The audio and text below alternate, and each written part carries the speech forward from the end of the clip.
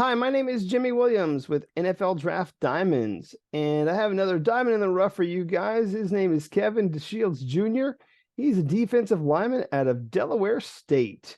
All right. Nice to have you, sir. Thanks for having me, sir. Appreciate you. So, Delaware State, HBCU school. I know a little bit about your journey. I know you went the JUCO route, but then eventually found your home there at Delaware State, and then obviously currently training to be a professional. Obviously, that's the goal. That's the reason why we're talking. But Kevin, if you don't mind, give me a little bit of your background. Tell me where you're from, and walk us through your journey a bit. Okay. So I grew up in Bristol, New Jersey, which is in South Jersey. It's located in Cumberland County. I'm the youngest of two girls. The only boy. I grew up in a household. Father was there. My dad was incarcerated when I was born. He got out when I was 2 years old. Rocky relationship with my father, but we make it work. Somehow, some way, through God at least. My mom, very strong individual. She raised me, always kept me in sports growing up. I remember when I was 4 years old, I was playing soccer, and they thought I was going to like soccer until I started tackling people.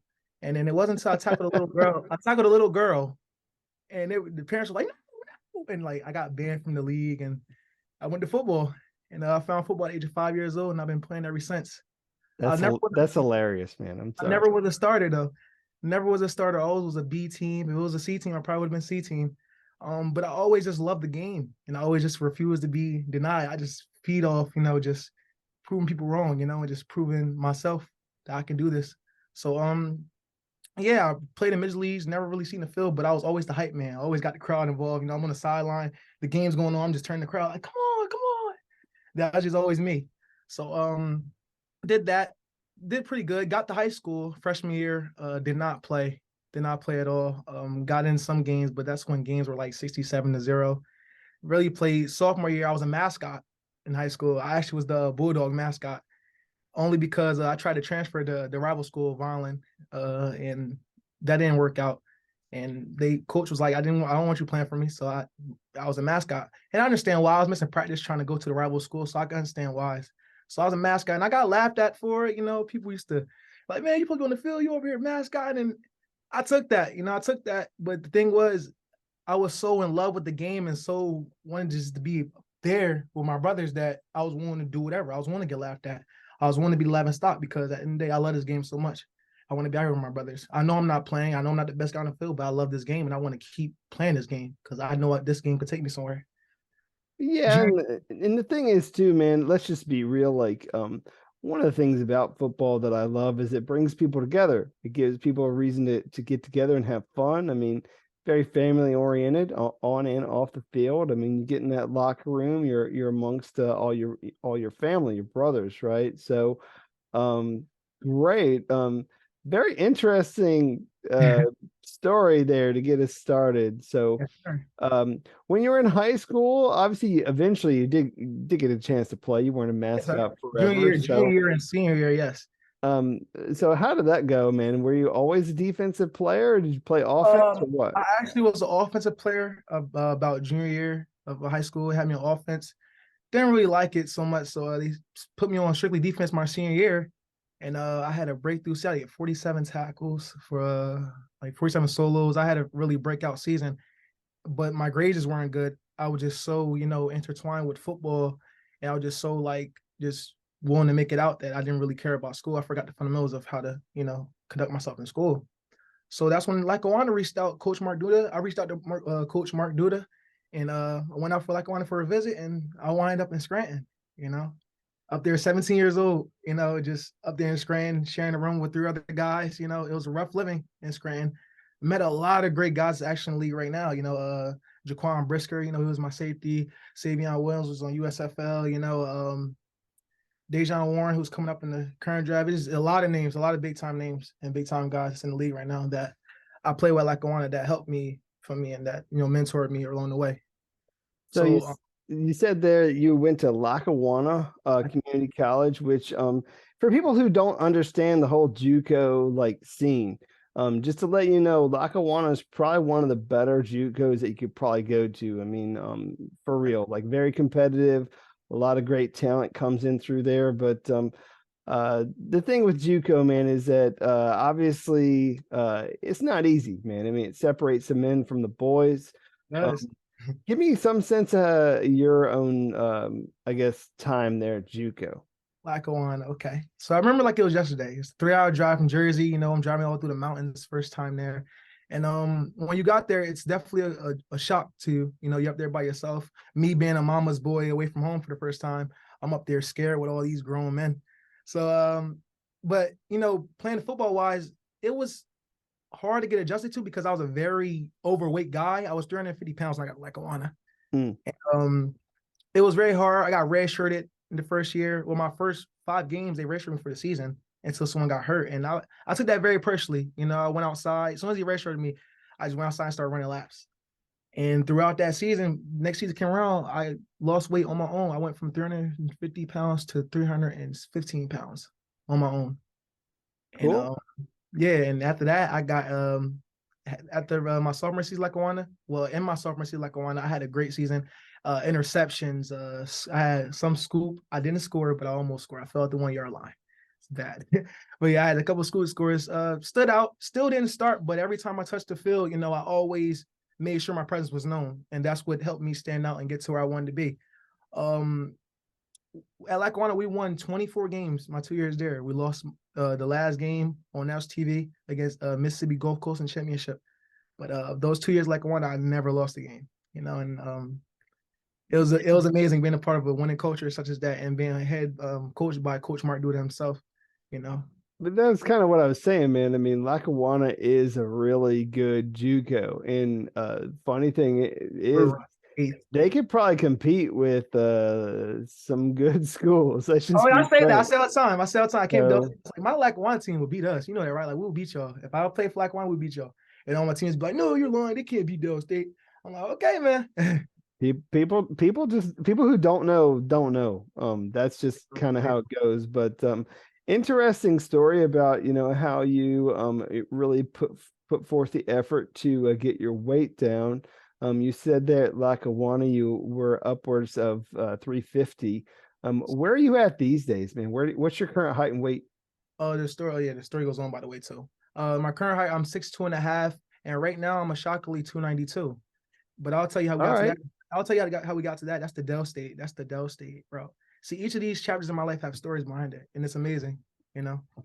So, graduated Lackawanna, got my associate's degree, and first in my family to graduate, and everyone was just so happy and proud of me. You know, my biggest thing is making my mom proud, you know, making my grandparents proud, and just my family in general, you know. Um, everyone really thought I was going to Rutgers. You know, Coach Chris Ash reached out, Coach Brown, D-line coach reached out to me, and I was big on just going to Rutgers. I'm like, yeah, I could be a hometown hero. I know so much about this school. You know, Gary Nova, Eric LeGrand. I know about all these guys that go here. Like, I just know so much history. And not to mind you, my boy, well, my friend, I mean, we call each other cousins and stuff, but that's my boy, Isaiah Pacheco. He went there, and now he's on the Chiefs. He's won the Super Bowl, but he went there. Right. He was like, he will work out at his house, and he'd be like, "Yeah, man, you going to Rutgers, man? We about the Jersey about to take over." And I'm like, "Yeah." And I still talk to him. You know, I still talk to him. He still reaches out and stuff. Love that man. But yeah, he was. I was big on going to Rutgers, just being there with him, and my other boy Naheem Anderson, who went to Violent also with at Rutgers, and I was just wanted to go there and be a part of South Jersey culture. But Chris Ash got fired, you know, and that didn't work out. I didn't get the offer. Dell State reached out, Coach Rob Milstead.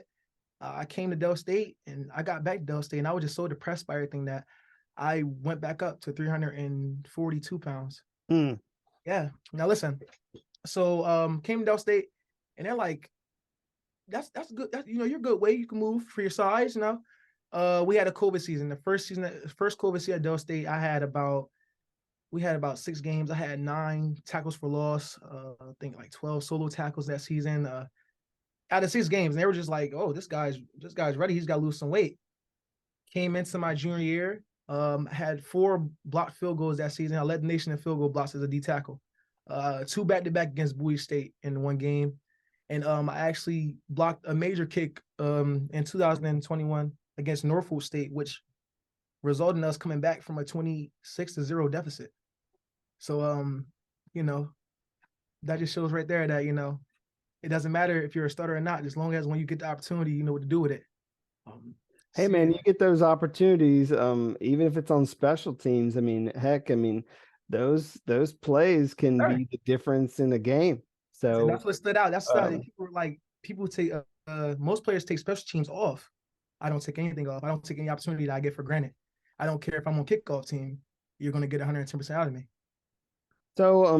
Kevin, let's talk a little bit more about you. So, I mean, again, was at Lackawanna, eventually got to Delaware State. Weight went kind of like this a little bit, but I mean, eventually you stabilized things there. You got yourself right. Vegan. Talk to me a little bit about how you were utilized there at Delaware State. I mean, where did you line up? What's your experience level across that defensive line? Okay, so at Delaware State, usually they have me in a zero technique. When we go on nickel sets, they'll put me in like a shade, a 2-eye, 3 tech. But I main thing about they wanted with me was just to get my weight down so I can be able to play everywhere. So right now I would say I'm very versatile. I can play everywhere, and I'm very confident in myself doing that. So Okay. Well, hey, I mean, you got yourself into a position right now where you got your weight down. Things are really moving for you, man. I mean, you took care of business, and you're trying your best to prepare yourself, prepare your body and your mind for the pros, man. I know that that's your dream. And then you went out and you had a pro day recently. So let's go ahead and talk through that pro day. So how did that pro day go for you overall? Can you share some of the highlights? yes, sir. It was actually very hard on finding the pro day. Actually, no one was actually willing to give us any pro day just because of our coaches being fired, and you know, UD wasn't really like wanting us to come in there, I guess. So it was a big misunderstanding with them. So we had to go to a CFL trial with Edmonton Oaks. Went up there and I was able to get some combo numbers from the head coach, and that whole experience was amazing. I've been training with Out Train Fitness with Mike Sager up in Rehoboth Beach, and he's been preparing me for get ready for this moment. And I big shout out to him. Big shout out to Mike. I love you, man. Thank you. He really took me and just really elevated me. I wasn't really confident as I was to where I am now. So that whole pro day experience just really helped me. Just going through that whole experience for the first time just really shocked me and made me believe that I really can do this. The first time I ran the 40, I stumbled a little bit. I was like, oh, I'm nervous. My feet move faster than my body. But then I came to realization that, you just gotta live in the moment, man. Just live in the moment, be present, just be happy. And I just went out there and just didn't think, just motion. And motion it just happened. Well, I mean, it's not like you're a track guy, man. I mean, if you think about it, I mean, you're not a guy who's, you know, used to running. And even if you are a, guy your size, around 300 pounds, like, I don't necessarily want to see you running a 40 like regularly. I mean, it's usually like short area stuff.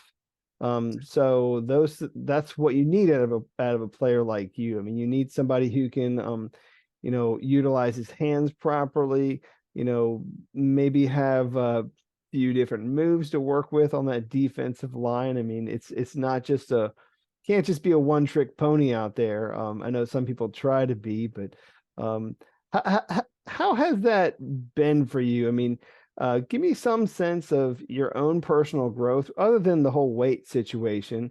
Talk to me about your growth as a player coming into Lackawanna and now. What do you feel is like the biggest difference? Confidence. Confidence is the biggest difference. Believing in yourself and uplifting yourself sometimes. Just being able to live in the moment. When you need to. At Lackawanna, I had no confidence. I just always was leaning on someone to pick me up all the time. I was never a self person. But I guess that comes with being the only boy and a baby. You're so used to things being given to you.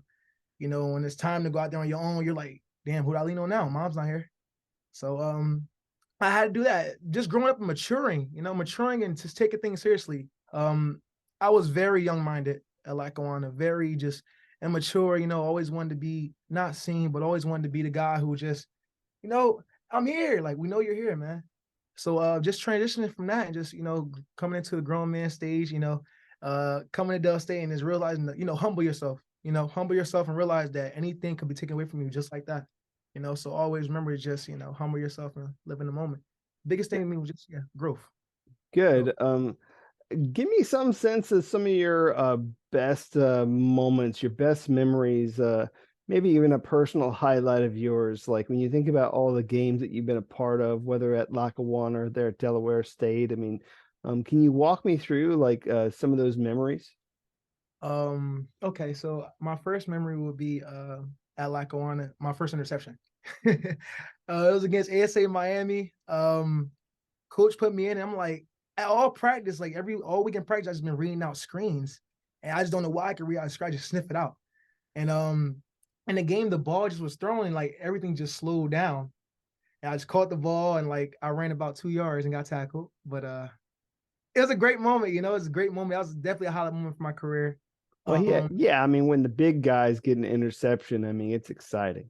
So, the scooping scores, just the highlights of my career would just be the experience, sir. If we're being honest, just the experience. I'm just grateful because I'm people where I'm from, people don't really live this every day. People really don't see the things that I see. Just being able to get an education at Delaware State University is a blessing to me. Just to say I'm a graduate, so just the experience, sir. If we're being honest here. no, I know I get you. What did you get your degree in there at Delaware State? Mass communications. I actually graduate May 12th. Yes, sir. Cool. Well, I mean, that'll be here before we know it. So that's exciting in and of itself. So, um, what about there at Delaware State? Can you give me some like a moment there, like maybe a A game moment you here, remember? a Yeah. game I remember University of Delaware. Viral game, high competition, I could say, very high competition. Great game. I got a chance to, just showcase my talent against a big school, East Tennessee as well. That was a big game. Just playing against big schools, playing against my JUCO brother, Rob Mitchell. He's an NC Central guard now. Just playing against him in the MEAC and, just sharing that moment in the field. It's just a blessing to see all your brothers again and see them at the top where we all planned to be. Blocking field goals, that just holding the record here. That hasn't been done by D lineman. So it's like everyone was like, wow, like this guy really is, he's out here doing things. Just making my family proud at Dell State playing football is the highlight. Cool. Well, Kevin, is there anything else about you that you want to share? I mean, we've shared about you and your football background, but how about you personally? Maybe some of your likes, dislikes, hobbies, anything that you're into. What do you feel other people what do you feel people need to know about you? Well, just to know that I'm a hard worker, very dedicated. I actually just started about 6 months ago, started meditating. I'm really big into meditation now. My teammate Isaiah Williams put me onto that, and that's my brother. I love that man. And he really just, Isaiah really helped me transition. Helped me transition into mindset and just be at peace with myself. And I've been doing big on meditation. I sing on the side, but you won't hear me sing on here. Um, I'm just a very big-hearted person, man. I'm very loving. I see the good in everyone. Even if someone tells me that they're a bad person, I just always see the good in them. And I think people say that's my biggest downfall, but that's the way I'm created, man. So that's how I'm gonna live.